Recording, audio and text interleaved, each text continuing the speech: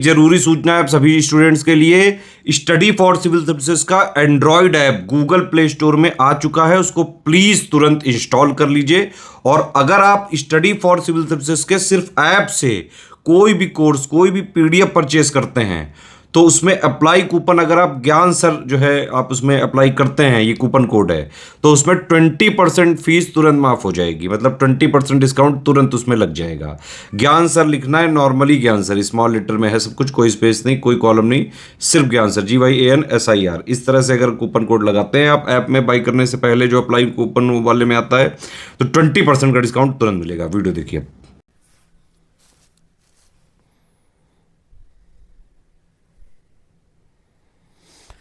नमस्कार साथियों, स्वागत है आप सभी का स्टडी फॉर सिविल सर्विसेज और स्टेट पीसीएस प्रिपरेशन में। और ये क्लास है हमारी भारतीय संविधान की, इंडियन कॉन्स्टिट्यूशन की हमारी प्रॉपर क्लास चल रही है। और इस क्लास में आज जो हम टॉपिक पढ़ेंगे वो है संविधान की समितियाँ। इससे पहले की क्लास में मैंने आपको एक बहुत ही इंपॉर्टेंट चीज़ समझाई थी, जो कि था संविधान का मूल ढांचा। ठीक है, बहुत ही इंपॉर्टेंट सेशन था वो, क्योंकि जब भी कभी आप किसी अच्छे एग्ज़ाम की तैयारी करते हैं तो वहाँ पर इससे सवाल आते हैं। तो संविधान का मूल ढांचा क्या है, बेसिक स्ट्रक्चर क्या है, किस तरीके से वो आया, सुप्रीम कोर्ट ने किस तरीके से उसको समय समय पे व्याख्या उसकी की, वो सब हमने देखा था। अभी आज हम आगे बढ़ेंगे और आज बात करेंगे संविधान की प्रमुख समितियों की। देखो, संविधान का निर्माण जो है वो कई समितियों ने मिलकर के किया है, ध्यान रखना। ठीक है, संविधान को किसने बनाया है? बेसिकली संविधान को बनाया है संविधान सभा ने, ये तो सब जानते हैं। ठीक है, संविधान का निर्माण किसने किया है? संविधान सभा ने किया है। लेकिन संविधान सभा में भी अंदर बहुत सारी कमेटी थी जिनको अलग अलग विषयों पर काम करने के लिए दिया गया था। तो मूल रूप से संविधान बनाया है संविधान सभा की समितियों ने, जो कि अंदर आती थी किसके? संविधान सभा के। ठीक है, तो याद रखना, संविधान का निर्माण किसने किया है? भारतीय संविधान का निर्माण संविधान सभा के द्वारा किया गया है। पेपर में ये सवाल आता है भाई, है ना। अब मान लो आप भावनाओं में बह कर के लगाया है डॉक्टर अंबेडकर के संविधान किसने बनाया, आप लगाया डॉक्टर अंबेडकर, तो गलत हो जाएगा, ध्यान रखना। अगर पेपर में सवाल आया कि संविधान निर्माण किसने किया है, ऑप्शन में आपको दिख रहा है संविधान सभा, तो भैया वही अटल सत्य है, उसी के आधार पर आपको नंबर मिलेगा, वरना फिर आपको नंबर नहीं मिलेगा, ध्यान रखना। ठीक है, तो संविधान किसने बनाया है? संविधान सभा ने बनाया है। किसके माध्यम से बनाया है? अपनी विभिन्न समितियों के माध्यम से बनाया है। ठीक है, अब इसमें अगर हम देखें तो इसमें 8 बड़ी समितियां थीं तथा कुछ अन्य छोटी समितियां थीं, जो अक्सर करके पेपर में पूछता है। चलो इनको देखते हैं। आपको बस इसमें याद इतना रखना है कि किस समिति के अध्यक्ष कौन थे। मोस्टली पेपर में आप देखेंगे तो बस यही पूछता है कि किस समिति के अध्यक्ष कौन थे। तो संघ संविधान समिति के अध्यक्ष कौन है? जवाहरलाल नेहरू। संघीय संविधान समिति के अध्यक्ष कौन है? जवाहरलाल नेहरू। प्रांतीय संविधान समिति के अध्यक्ष कौन है? सरदार पटेल। प्रारूप समिति के अध्यक्ष कौन है? डॉक्टर अंबेडकर, हम लोग जानते हैं इसको ऑलरेडी। ठीक है, आगे देखो।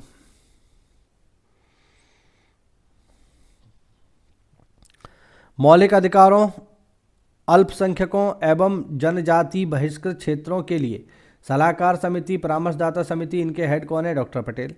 इस समिति के अंतर्गत 5 उप समितियाँ भी थीं।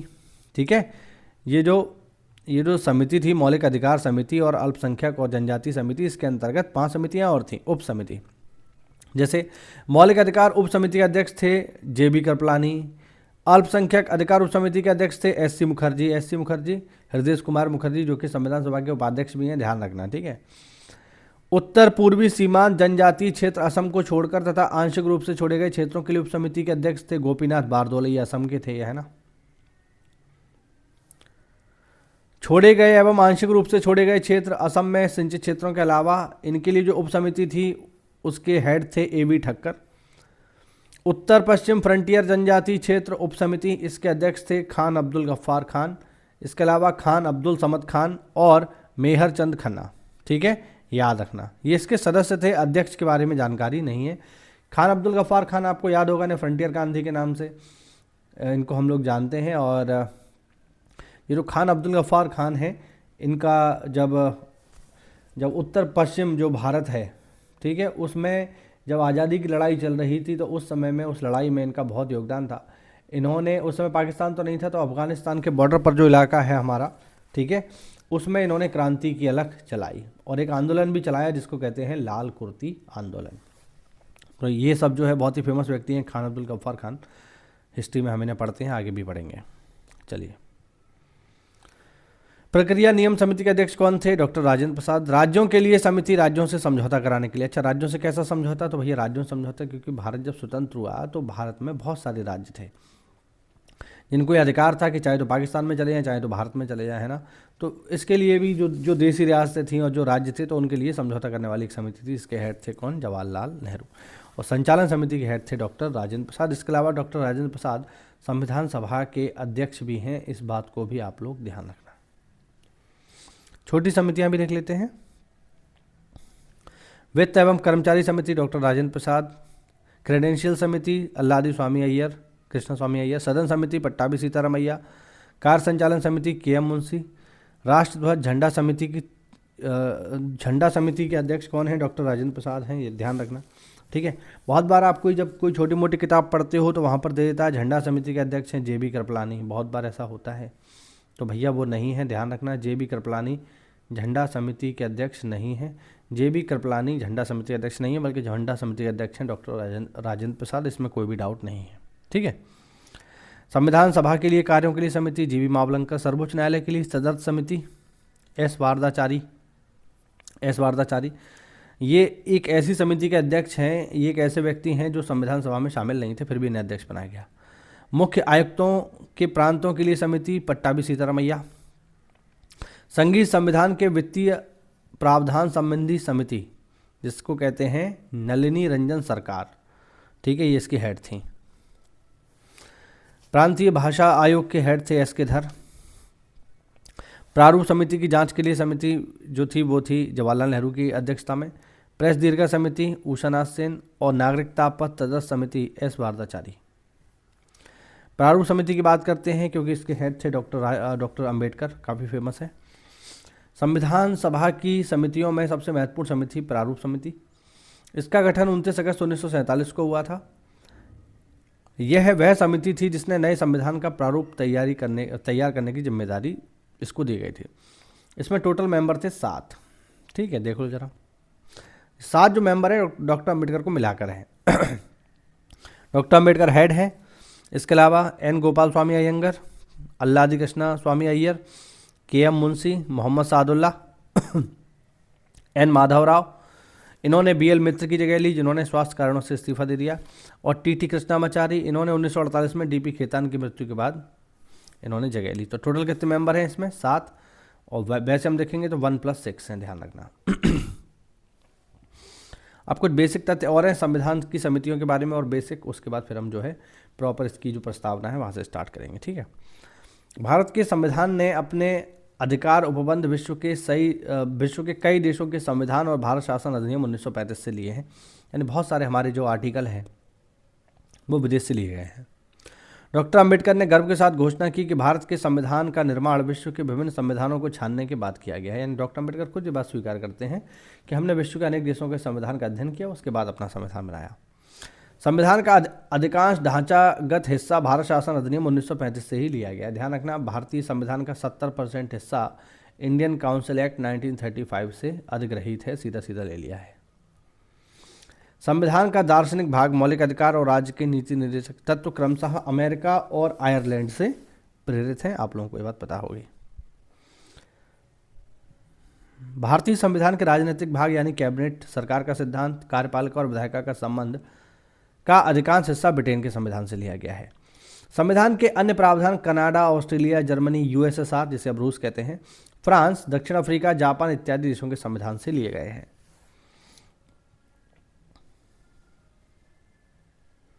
भारतीय संविधान का सबसे बड़ा स्रोत क्या है? Indian council act 1935। संघीय व्यवस्था, न्यायपालिका, राज्यपाल, आपातकालीन उपबंध, लोक सेवा आयोग, इनके अधिकार और प्रशासनिक विवरण सब 1935 से लिए गए हैं। संविधान के आधे से अधिक प्रावधान या तो 1935 के अधिनियम के समान है या उससे मिलते जुलते हैं।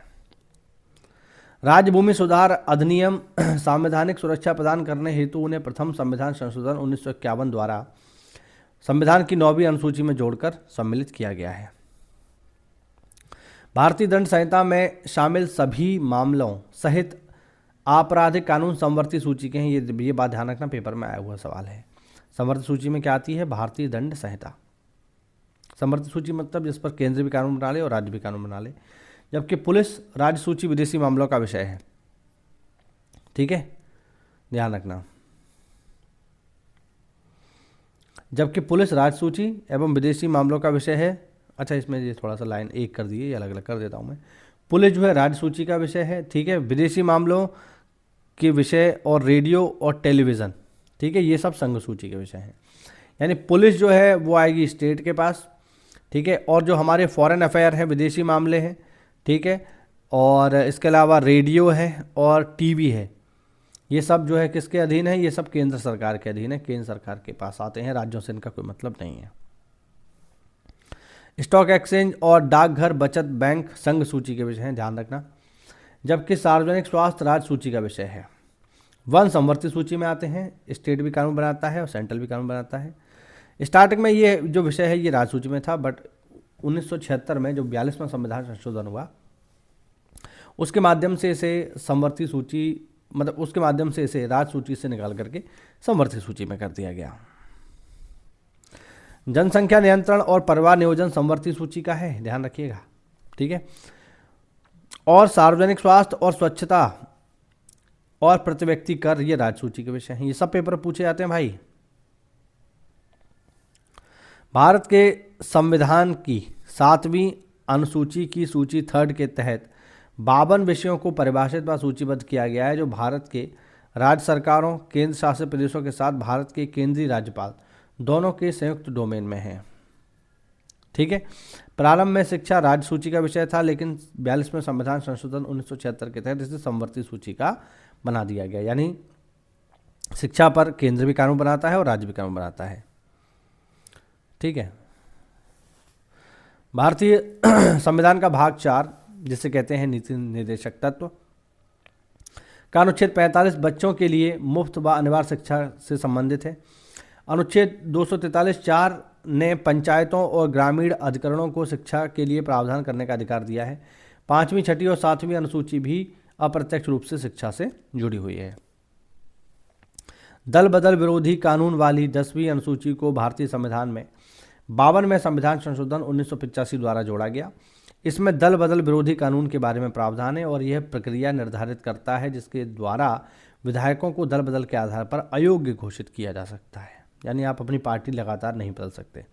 इसका मतलब क्या हुआ कि मान लो आप जो है बीजेपी के टिकट पर जीत के आए, मान लो, इमेजिन करो, ठीक है, या मान लो चलो बीजेपी सत्ता में है, मान लीजिए आप जो है सपा के टिकट पर जीत करके आए। सपा ने इलेक्शन हुआ, सपा ने आपको टिकट दिया साइकिल, और साइकिल पे आप जो है जीत करके आए, लेकिन बाद में आपको एहसास हुआ कि यार साइकिल तो सत्ता में है नहीं, हम तो हार जाएंगे, है ना, मज़ा नहीं आएगा सरकार में नहीं होंगे तो। फिर आपने क्या किया, आपने एसपी को छोड़ करके आप विधायक बन गए एसपी से, लेकिन फिर आप चले गए बीजेपी में और बीजेपी में जाके मंत्री बन गए।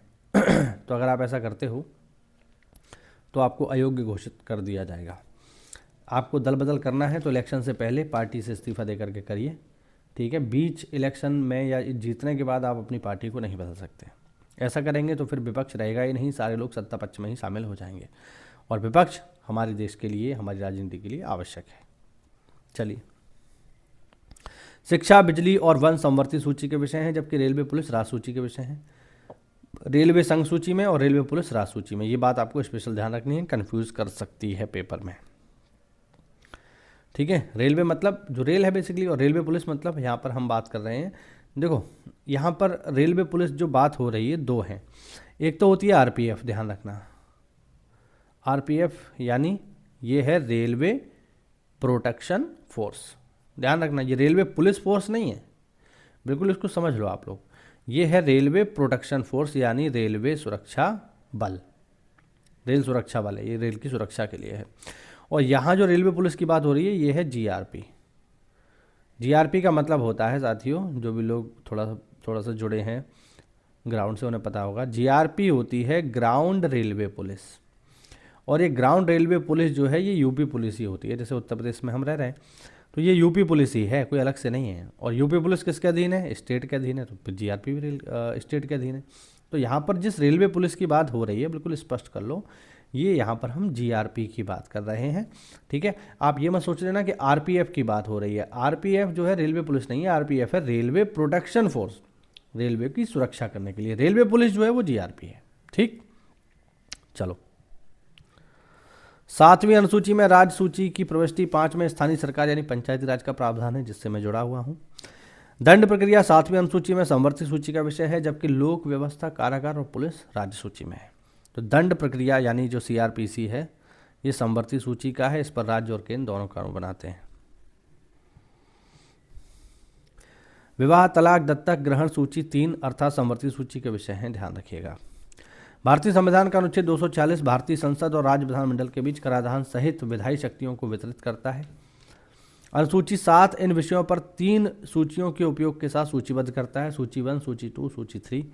इस प्रकार संघ और राज्यों द्वारा कर और शुल्क लगाने के अधिकार संविधान की 7वीं अनुसूची में प्रदान किए गए हैं। ठीक,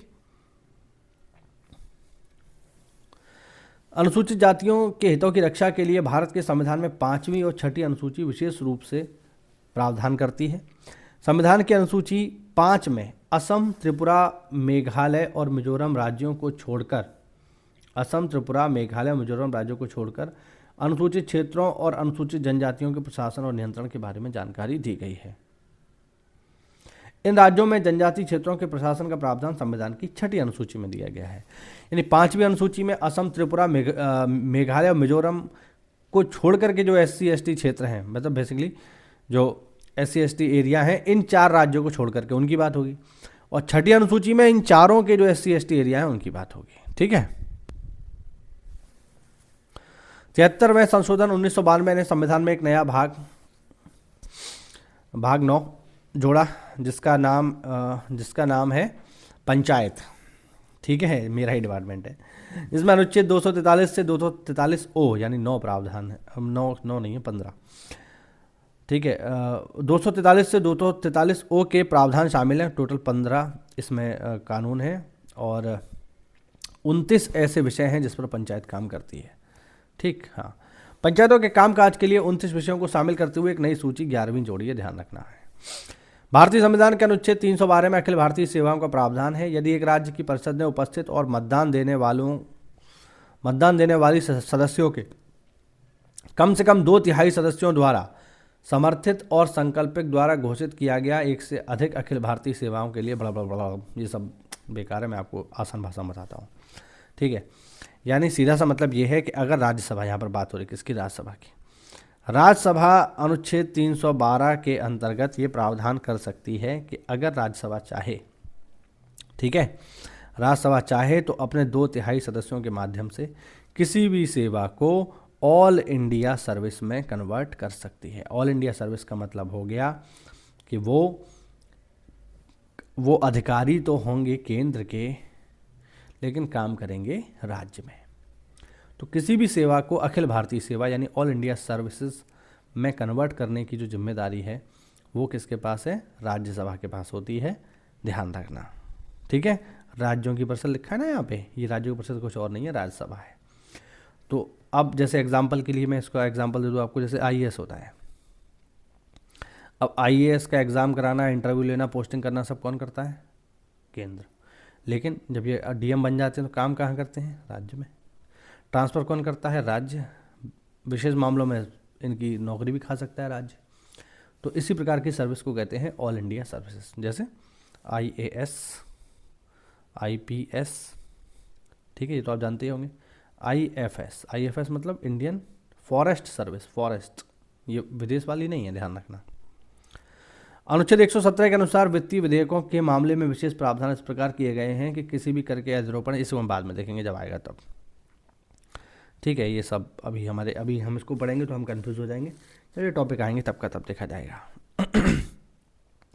इसे और देख लो। सुप्रीम कोर्ट का प्रावधान अनुच्छेद 124 में है, संघ लोक सेवा आयोग का अनुच्छेद 315 में है, और मतलब संघ लोक सेवा आयोग अनुच्छेद 315 में, और महाधिवक्ता 165 में है, जबकि 351 में हिंदी भाषा के विकास के लिए निर्देश दिया गया है। ये कुछ इंपॉर्टेंट आर्टिकल हैं जो आपको याद रखने हैं। ठीक है, तो ये हुआ आज का हमारा एक छोटा सा वीडियो। अगली जो हमारी क्लास होगी साथियों,